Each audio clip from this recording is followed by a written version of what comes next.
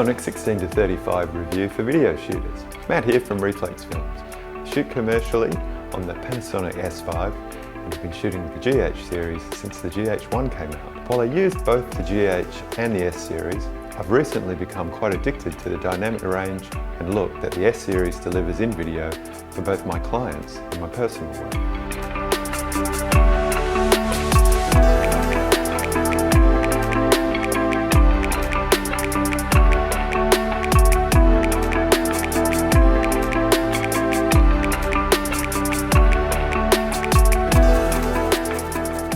Before buying this lens, I was searching and found very little in terms of reviews for video shooters, so I thought I'd fill in the gap. The 16-35 has suppressed focus breathing, comboed with a linear focus ring option for sweet focus pulls. The focus clutch mechanism enables instant autofocus and manual focus switching. I shoot 80% of my work in manual focus, with 20% autofocus used in tricky situations.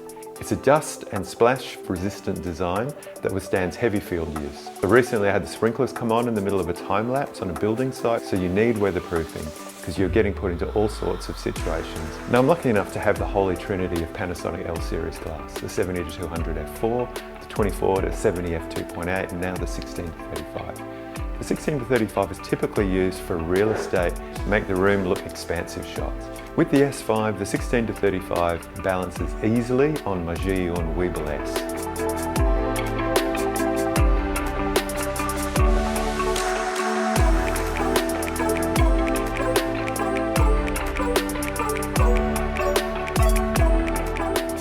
The compact size is a real bonus when you're handling cameras all day long. So you can get wide angles with amazing dynamic range, proper vlog and that indefinably magic focus fall off that full frame gives you at faster apertures.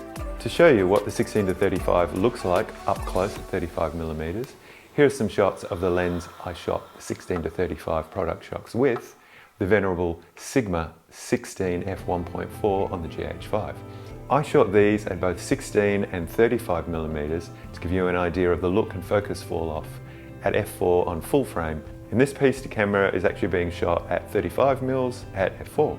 I'm going to keep this brief. Yes, it's an expensive lens, but if you're using your gear commercially, the lack of focus breathing, lightweight for gimbals and handheld shooting, the ability to easily screw ND filters onto the 77mm thread, and the dynamic range that the S series gives you, which is often required on wide angle shots, makes for a compelling option that will deliver on its premium price point over time.